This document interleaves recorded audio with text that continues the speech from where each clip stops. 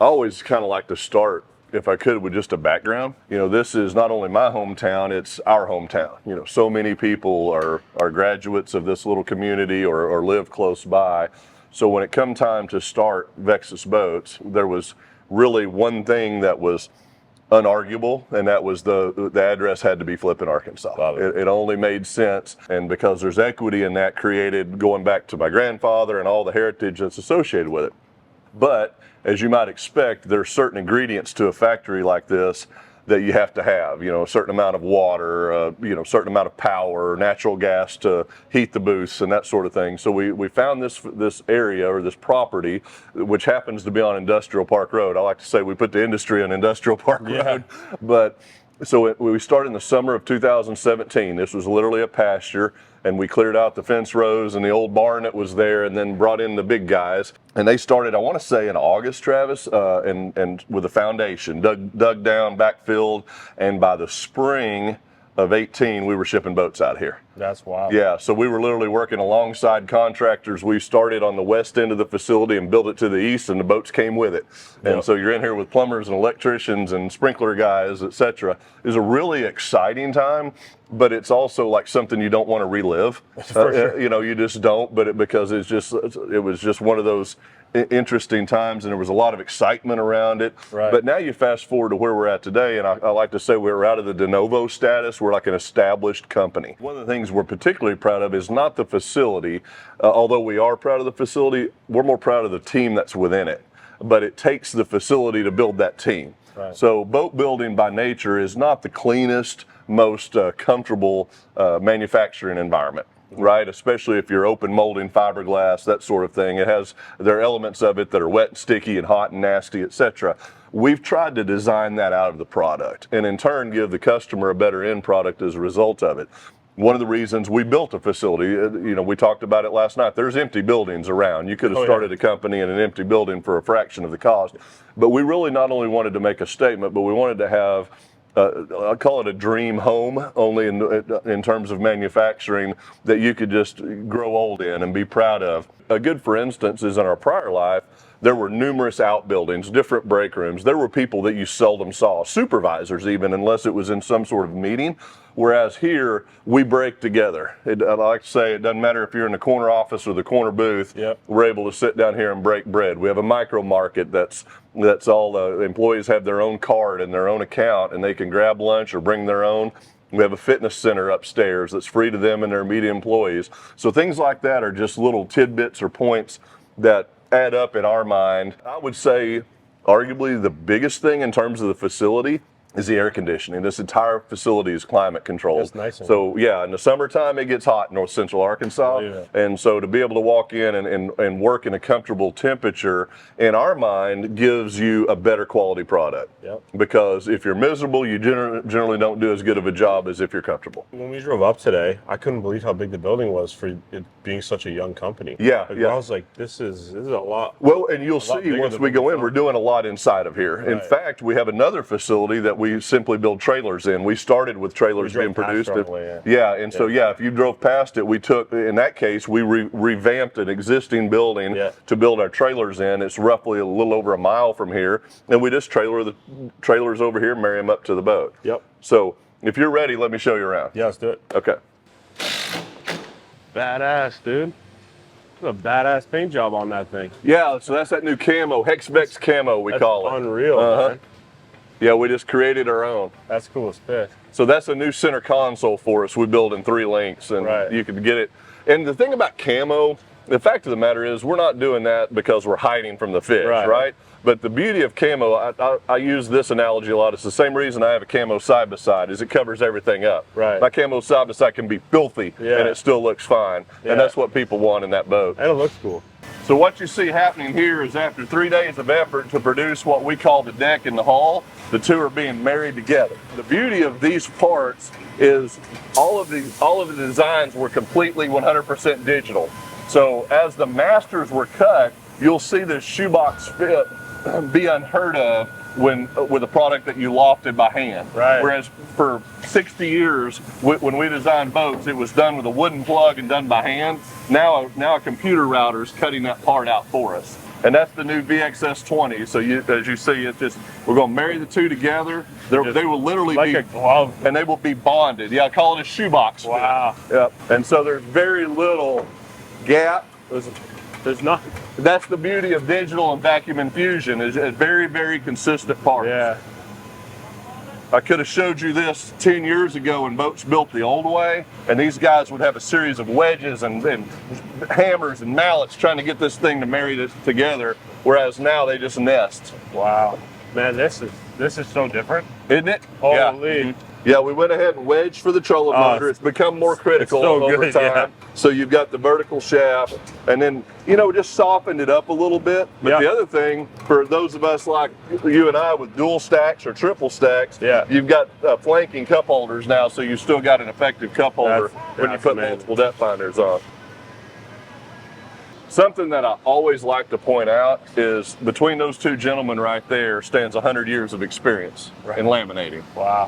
It's the kind of thing you don't get at a university unless it's a boat building university, and it's probably within the walls of our type of facility. You're in our fiberglass lamination area, okay? So let me kind of give you the basics of how parts are built. There's three major components happening in this general section. There is the deck, the top of the boat that we just saw married up, the hull, which is kind of self-explanatory. It's the running surface or the hull itself.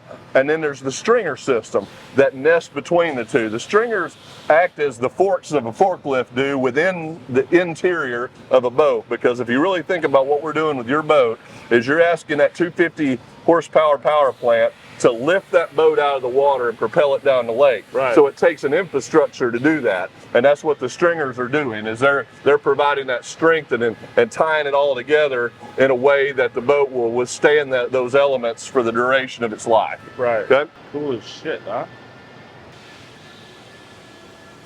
So here you see the actual molds themselves. So a good frame of reference, if you see that orange, that's representing a mold. Okay. So this mold was cast off of a master, and now the parts that extract out of that are exactly the same every time, or that's our intention. Right. So it just so happens to be our largest DVX, a DVX22. That's the top, or the deck as we call it, and here's the hull. So the very first thing that we do is we spray the gel coat or the paint to give the boat its color. So what this crew is doing is taping off the respective stripes, because we will actually protect the mold from that color as we paint the hull side or the bottom. So it's a layer effect, Travis. And so generally speaking, we'd paint this bottom. Let's say it's black, like your shirt, just a solid gel coat.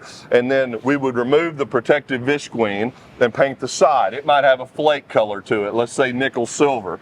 All the while, the stripe and the pins were protected. Then we, in turn, paint the stripe, whatever color the customer has chosen. And then lastly, we'll paint the pins, because that's all that's left exposed. Everything else has gel coat affixed to it. So it's a laborious process. It takes a lot of craftsmanship and artistic ability. So these guys are well trained. It's scientific by nature, but it's still not indifferent than painting an automobile. A lot of it comes back to the operator's ability to lay a certain mil thickness of gel coat down. Yeah, you're still doing it by hand, right? Yes. For years, it's been the balance between craftsmanship and science, right? So to have the right craftsmanship for those elements of the boat building process, and use the technology and science where you can as well. So we like to think we're blending those effectively. Yeah. So we'll spend one morning, let's call it a real long morning, getting the colors on the boat itself before it transitions. So the molds simply roll through the process until we're laminating. Here's a VX21, just like yours. Yep. As I mentioned, the color's been applied. We spray a black over the top of it to back everything up, kind of a barrier coat, let's call it. Right. Here's where things go dramatically different than what you see others doing in the marketplace. Others will use a process that's often called open molding. And what we mean by that is the fiberglass and the resin are catalyzed and put in the boat collectively. Yeah. And that can be done a couple of different ways. You hear them called hand laid. That means to a degree that they've laid everything in by hand, or you can spray it in with a gun that chops the glass into small increments where it just kind of nests itself onto the part. Okay. But regardless, when you do that, you have a lot of variance. You have a lot of variance because it's up to the installer or the operator to control the amount of resin that goes into the boat. The fact of the matter is you only want enough resin to saturate and bond the fibers together. Anything above that is just excess weight and in reality makes the part more brittle. We use a process called vacuum infusion. So there's a lot of good attributes to that. One of them is the work environment. So we're standing here, you can actually feel the cool air blowing. Right. We're not in Tyvek suits. There's not a room full of styrene as a result of it. Right. Because when we inject the resin, it's trapped under a silicone or a plastic bag. Yeah. So it's all the emissions are inside of the part itself. But what it really matters to the customer is the consistency that we get.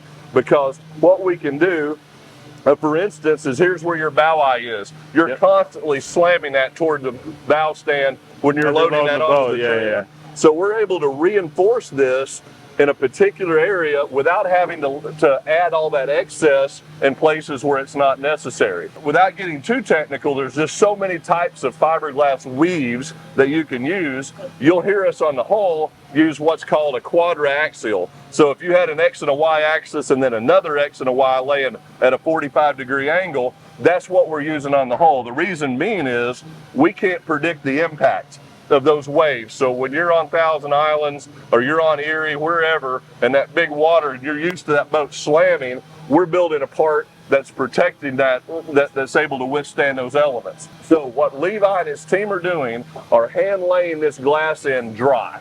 And he's actually using an adhesive in certain areas so gravity's not having its effect to pull the fiberglass down. Right. The blue that you see or the piping are all carriers for the resin to flow. So those are consumables that will be pulled out of the part once we've infused it. And then the other thing Levi's done is he's put a vacuum line all the way around the circumference of this mold.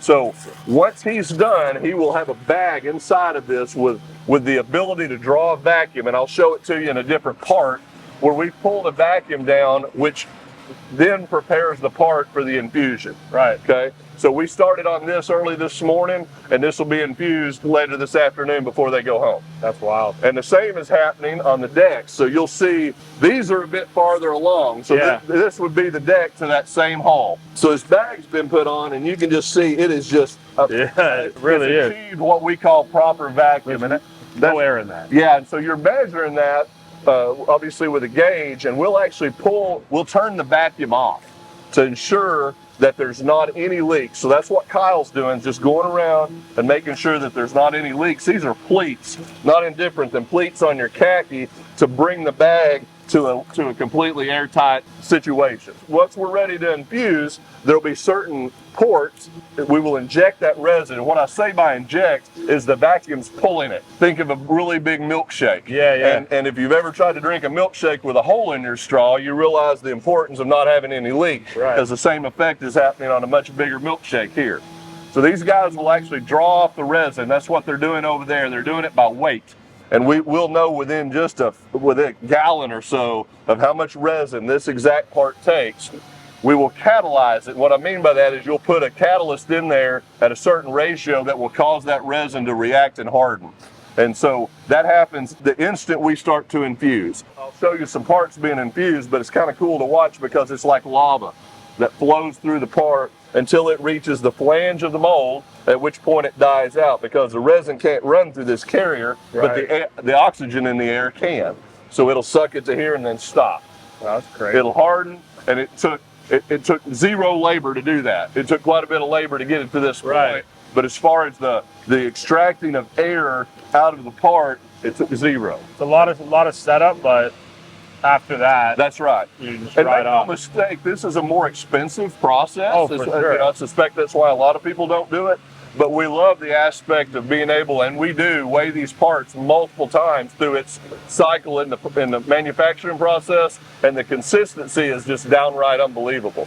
It's also very clean in here. Yes. There's not fiberglass sticking all over everything. Wear shorts and tennis shoes and build these parts. So yeah, Levi's got his bag. He's getting ready to drape the bag over it. In fact, let me take you through small parts so you can actually see this resin get infused. There's a transom that would be in your boat. Yep. So we've infused a third of that transom in the hull mold itself. Okay. and then we infuse the gussets, as we call them, in the remainder of the transom, and then it'll be bonded to the hull before we put the stringers and the top on it. Wow. What I showed you can be a little bit overwhelming because they're big parts and there's a lot happening. So oftentimes I find it easier to illustrate what infusion's doing on a small part. So you see them building storage boxes. She is using a different fiberglass than we used on the hull. It doesn't have to be as strong. All we're really doing is building a box out of fiberglass instead of plastic because it's a better part. Right. Similar mold, only in this case it's a male instead of a female. It got sprayed with white gel coat. This fiberglass pattern was cut digitally. So there's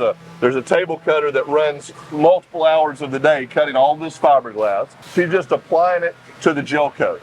Once she's done, we drape a silicone bag over it. So with these smaller parts, we'll use a silicone bag because they're reusable. Right. Yeah, so you can build hundreds of parts out of that bag as opposed to having to throw a piece of plastic away. And you still have good consistency. And you do. The vacuum that we're pulling here is twofold. There's a vacuum that's in this V groove that provides the seal. So you don't have to use the yellow putty tape.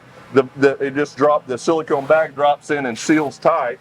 And then this vacuum is running around the circumference of the part to pull a vacuum down. So this sucker was super tight, a proper vacuum, before she injected it. She injected here, and we're doing that through volume of the stroke count. She knows the volume. How many strokes did you put in this? 28 on one side and 8 on the corner. She knows that that's the amount of resin that goes into that particular storage box. So she injected it and then sealed it off. And then the resin flowed through all of the fiberglass. And then you'll watch Nikki here, as the part is cured, she's simply removing the silicone bag. And now look at the backside finish. You don't have any burred edges, raw glass. How many times have you run your hand into a boat rigging and come back like you'd fought a porcupine? 100%. And so that's another really nice fringe benefit, is the bag itself acts as a B-side to the mold. It looks finished. You know what I mean? Like, it looks like you guys finished it instead of... And now she's going to use air to pop the part loose. So as you might expect, there's a series of release waxes that get applied to the molds. Watch it pop loose. There she goes. Yeah, she's only done this about 10,000 times. Yeah. And so now, the other thing is hold this. Feel how light it is? Wow. So where the weight savings comes from is the lack of resin that's needed. Yeah. Okay. So now all we've got to do is trim these edges, and we've got our storage box. Same with the live well. That is real cool. Yep. I can't believe how light that is. Yeah.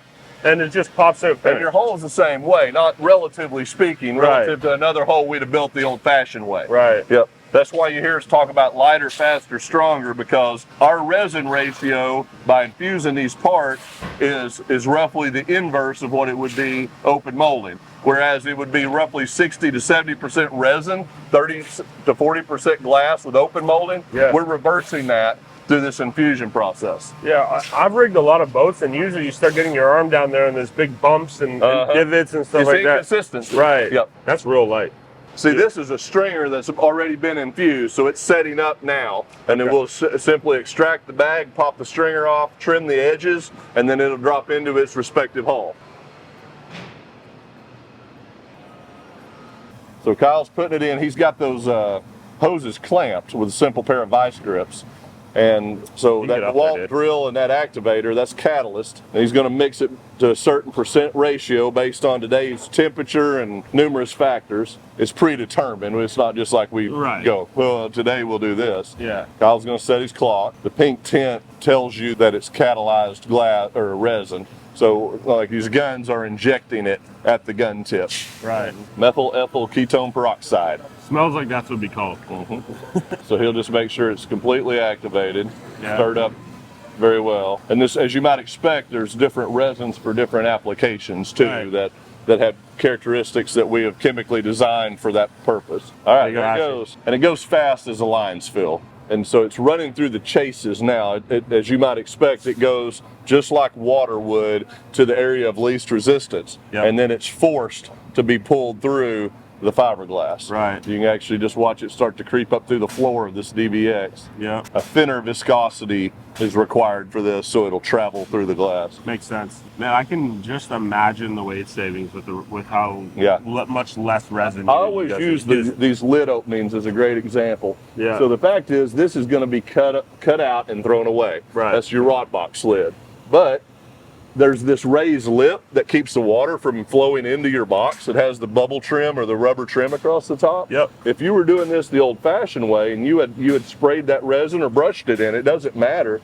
Guess what gravity does with that resin? It pools It's all it going to up. pool, yeah. So every lid opening in this entire boat is resin rich for no reason whatsoever other than to have you add extra weight to the boat. As where with vacuum, gravity has no effect. As you can see, it'll climb the walls, or there is no gravity effect to it, so you don't have that situation with it building up. You know, today's electronics with the big ends, Deutsch connectors, etc., we're just constantly putting piping through these boats. I love to see that size of piping. To make them easier to rig. Like I can't tell you how many times I've had to try to stick a transducer cable through something like this, and there's already 5 cables in it. Once the parts are married together, as you might expect, it's our first glimpse to the exterior of the boat. Right. You know, any minor imperfection. So they go through an intensive quality check. That's why you see this area well lit. We do a series of buffs and sanding and really work on the cosmetic finish, do any touch-ups along the way before the boat transitions into final assembly. Multiple other things had to happen too. All the lid openings had to be cut out, the holes had to be drilled, and we do that with a jig system, so you're able to get consistent holes and pilot areas. So for instance, that splash well area, we'll lay a jig on there and route out that so that cover on your rear splash well is the same every time. Yep. And oftentimes the imperfection is just to the naked eye even hard to even see. You know, it's in that pinstripe. So, you know, a lot of it's a real quick touch up. Yeah, I didn't see anything there. Another option we offer that's different than the traditional polyflake gel coat look is a hard case paint boat. We just so happen to have one here. So this customer has chosen to have, it appears to be midnight oil, but it might be a special color. It can be any automotive style paint color. But we sanded this boat down, taped it off, and run it into this paint booth where we put a base coat, a tri-coat finish, like a luxury automobile, and you see them sanding it down now to give it just a real luster that you won't find with traditional polyflake applications. And so you can match like truck colors too. You can match, right? yeah. Really any color digitally today you can match. I jokingly say if you want us to match your wife's nail polish, just bring us her nail polish, and we can do that. And once he buffs that out, it's just going to shine like you won't believe. Oh yeah. Yep. Adds an extra couple of days to the process, as you might imagine. Right. From there, it gets even more sophisticated because the boat then is built to the configuration that the customer has chosen. And as you know, we offer an array of electronics, trolling motors, outboard engines. In our mind, we don't want any of those obstacles to stand in the way of a customer experience in a Vexus. Right. And so whether it's the Garmin or the Humminbird or the Lowrance option, be it on trolling motors or depth finders, our team's knowledgeable. Power pole. Yeah, power pole, Raptor, whoever. Yeah. And another thing that happens here is our internal system is drawing requirements from the warehouse. So they're bringing a kit out for that respective boat. Oh, wow. And the idea being that we don't get the wrong transducer and get to the console and realize it's to the wrong depth finder. Right. So it's all being issued out to the shop floor, and we're relieving our inventory at that point in time too, so we're able to stay on top of what our material goods are as well. So before I take you through the fiberglass finish, what I typically do, and you guys tell me if you're all right with it, is take you back into fab and bring an aluminum boat to this very same point, and then we go through finish together. Let's do it. Look at, that's a sharp color, dude. Different smell in here. Yeah. You can smell the welding. So, you know, like to Heritage, that kid, him and his dad and I started kindergarten together. Alan and I have hauled hay together. We're both outgrown it. Yeah, oh yeah. This is where the badasses hang out. That's right. Jacked up pickup. I love it. An aluminum boat is fabricated. Right. Okay, it's not cast out of a mold. So think of this being entirely different. It starts with a coil of aluminum. It's kind of hard to see from the glare. Yeah. But just the same as these spooling fishing line, that aluminum runs through a straightener and lands on this plasma cutter. Whereas about every single part gets pulled off of that table because it was cut for a reason. and it's either going to remain flat for its life, or it's going to be bent and shaped into some form.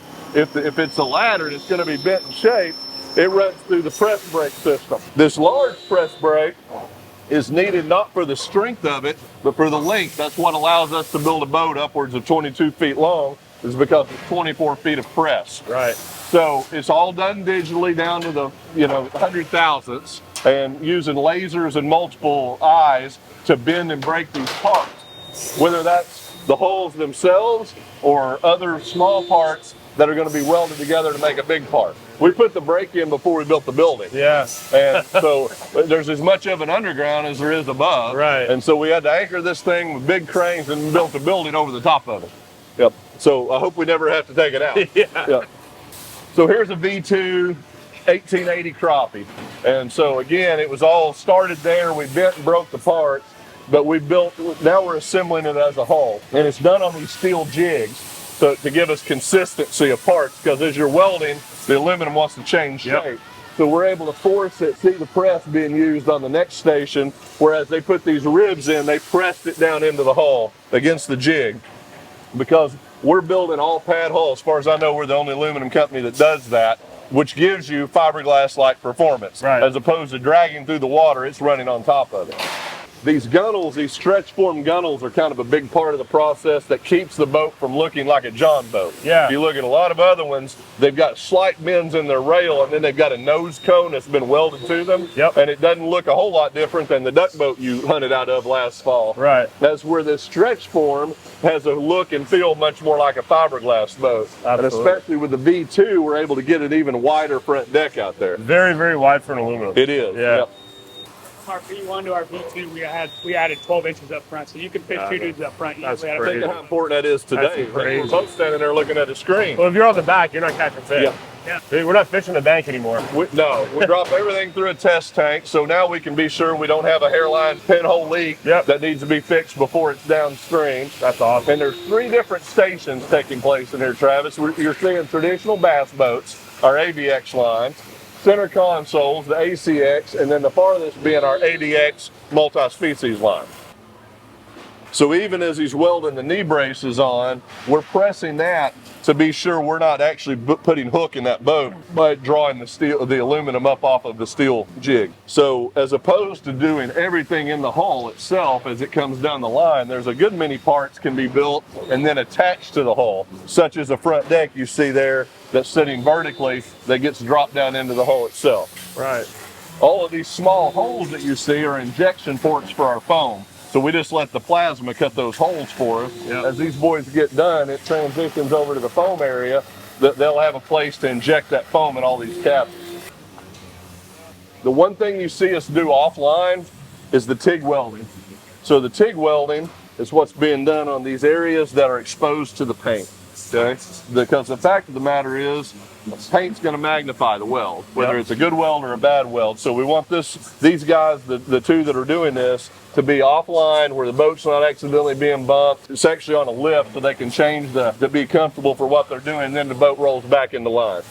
Important to see, so here's a boat with no foam in it. This is what everybody else's hull sounds like running down the lake, right? Yeah. Now you can come over to one. These boys are sanding out. Wow. Yeah, that's where that's feel a of big fiberglass difference. is. So we've went to a lot of effort to do that, to fill. So this cooler's foam filled. There's foam encapsulating it all the way under the floors. Look underneath your live wells. So even your live wells where you're adding ice in the hot summertime, It's gonna keep it cold. It's going to keep it colder. Yeah. Wow. And then what these men are doing are sanding down the finish to prepare it for paint. So it's been TIG'd, it's been foamed. Another thing that we did just a couple of years ago was added these raised lips on all the rod box lids. So the intention here is to have the driest compartments of any aluminum boat built. We believe we're there. Yeah, absolutely. Like just nice channel pushing all the water. You got to evacuate water. For some reason there's a pitch on the roof. Yeah, Exactly. You want it to run out of there. Yeah. So they'll lift this boat up. It'll get a quick acid wash in this wash bay that just removes the dust and mill scale finish and prepares it. At that point, she's clean and ready to paint. Taping off all the areas that we obviously don't want paint. You know, you could let paint creep into here, but the fact is it's going to blow dust particles and other things out into the atmosphere as we're painting it. So you really want a pure environment that you're painting in. You know, he's even sealing off these areas. So once Alan's done, it'll go into this first paint booth where we'll apply the primer and we'll apply the bottom color. This paint booth also acts as an oven where we can bake that paint on for a period of time, at which point it kicks the paint off enough that we can crane it over or gantry crane it over into the second booth. So here you see one that's had that happen. So you can see the primer up on the rail. Right. We just carried the gray up, and then Alan's going to jump over here and tape this off. Yeah. And protect the bottom, and we're going to paint the top of it as it rolls into the booth. But you look at the mirror finish that you've got. It's super shiny already, yeah. A lot of companies are using like a single stage paint that doesn't have a clear coat, doesn't have a gloss. If you scratch it, you're there. That's where this is more like your automobile. I was going to say, it looks automotive almost. Yeah, it is. You know what I mean? Yeah. Here's a good example. This is the cooler for the black VX we looked at. So we've actually automotive painted the cooler. Got a little dust on it, but just look at the luster that has. Yeah. So we paint a good many. There's the consoles for the same boat. Wow. So we paint just so many parts. Right. And we think that's just that's part of where the look comes from. It gives that sports car look. You could put a black console in all of them and get by a heck of a lot easier. Yeah. But it just doesn't look right to us. No, for sure. You can see the paint mixing. All of the painters are certified and they've been through a certification process. We've got some really good painters. We're proud of our team and what they're able to do within these booths. Not everybody wants carpet. In fact, less people than ever before. So this particular customer wants a polyurea or like a bedliner material. He might even be putting a reflex rubber over the top of it.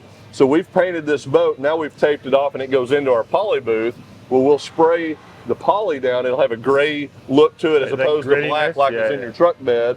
And and it gives you that really robust industrial type finish. And then if you're so inclined, you can put the rubber over the top of it. Right. Which is not a bad way to go. So once they've been painted, they rest for 24 hours to let that paint completely cure. So then we can begin the installation of all the materials. So the first thing in this instance that we're doing is carpeting the boat. There's a new VXS. We got to show you one of them. What's happening here is as the boat rolled in to finish, again, the kit was supplied. So Casey and the rest of the team Casey will do a lot of the back work here, jack plates, rigging. We've installed the transducer that's going to be married up to the console. I should mention that we're putting our Vexus View harness in all of these boats standard. Yep. So now you've got a 6 or 8 gauge, depending on the boat, harness that runs exclusive to the electronics, both to the console and to the bow. What we've integrated on this VXS, there it is there, with the resettable breakers. So there's no fuses to be concerned with, and they're real easy to see and they're well labeled. So the electronics has become such an important part of the final assembly of these boats, whereas years ago, you simply threw a depth finder in it, kind of hope for the best. Today, it's very technical. When we rigged my boat, I noticed that like everything was kind of thought out a little bit better because we thought you might be in there working on it someday. That's right. Same thing. No power fall off at all. Like usually there's like a little bit, especially on the older boats, you know what I mean? Yep. Or you're putting in a harness. The one that's in there is great, and the switch system on the back is really good as well. Yeah, and having that ability to jump, because we're depleting these crank batteries. If you're sitting on a hump, spending hours there today, you might be depleting that crank battery, whereas with us, you just simply turn the dial to jump off your third trolling motor battery and you're cranked back up again. 100%. It's basically having a slave or a parallel battery always there available to you. Another thing worth pointing out, because you can see it firsthand, is the design of the fuel being down in the keel of these boats. So regardless of the model, of all the VX, DVXs we build, we put the fuel down in the keel. And we're real believers in that. And as you experience your boat on the water, you'll notice when you're the last boat out that morning and you're just in this washing machine of waves that have converged, this boat has a way of righting itself, as you cross those waves that's so different than you're going to be accustomed to, because most everybody else's fuel is running across the boat, which is accentuating the boat wanting to roll side to side. And so there's a reason they put fuel in the keel of a battleship. It's the same principle, is to make it more agile. It's an epoxy coated aluminum tank that's baffled, so you don't even have the forward and backsplash. And as you burn fuel, it's burning from the front to the back, as you might expect, because the boat's sitting a little bit stern down in the water. Yep. So it just helps your overall performance too. So multiple things. I like to say, you know, to use a home building analogy, we walked you through the footing and the framing of the walls and getting dried in and the roof and the shingles put on.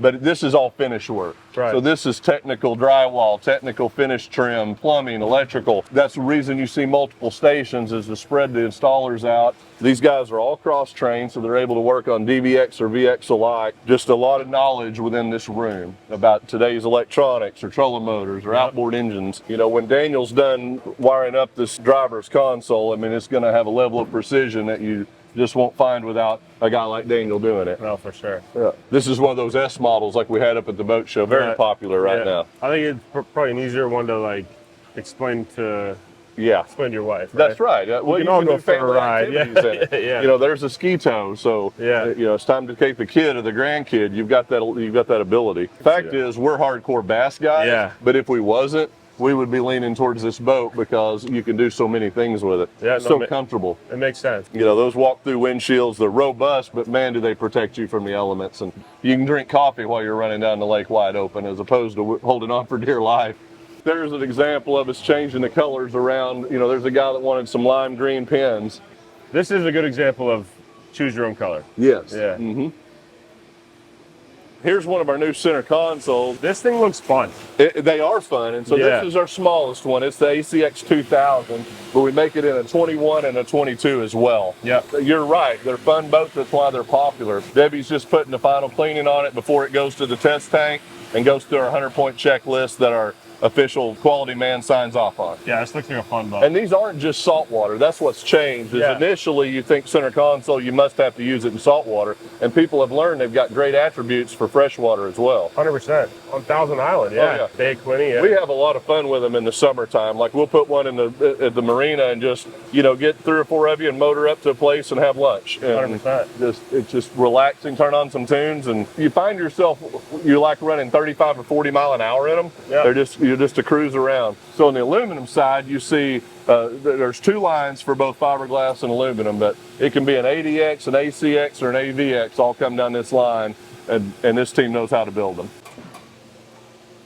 So she's about to get wet for the first time. Yep. He's wiping the dust that collected along its travel through the plant. We're going to drop it in this test tank, and Bobby and Jeff will both run it all the way through the 100-point check before we sign off on it. Another reason this area is well lit too. Absolutely. Yeah, looking for everything we can find.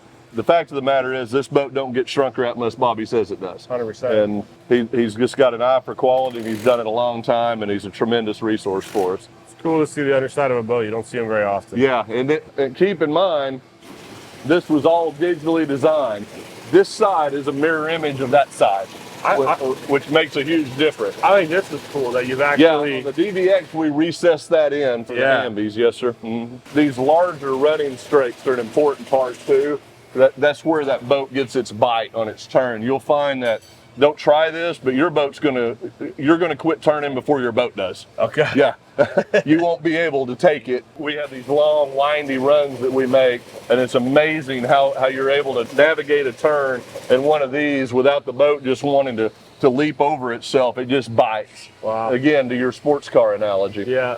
So we just made a big U-turn with fiberglass on the south side of this warehouse is where we began the gel coat process, and on the west end's where we began the fabrication process. Everything goes out this overhead door. And yeah, like this guy's gonna get the boat and put it in the water same day, go fishing. Yeah, it's ready. Everything's on, ready to go. Yeah, it's ready. That's cool, man. That's another thing we take pride in is, you know, it really is have it your way within our abilities too. Yep.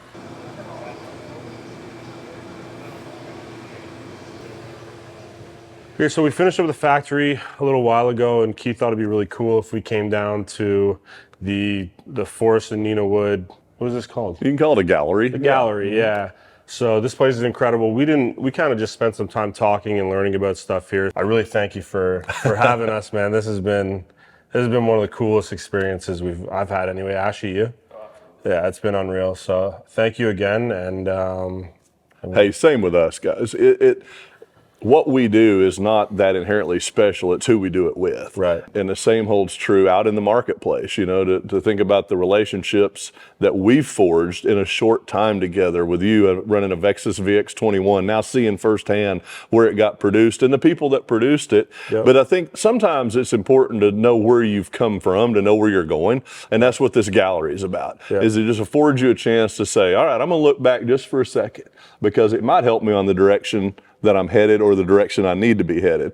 And so I'm so thankful you guys took time of your schedule, but are willing to share it with people. Maybe they'll just get a glimpse of understanding what happens in our little town of Flippin, Arkansas, because it's significant to us and it's significant to a lot of families. Learned a lot about like values here. Yeah. You guys have a lot of values and like family history. It's cool to see like that. It's so important. And you guys are going to get to go fishing, man. I'm excited about that. You're going to catch trout. You picked a good time. So yeah, again, thanks for coming, guys. And just the invitation's open, and others that certainly from the land up north, we love to have you guys here. Come see us. That work?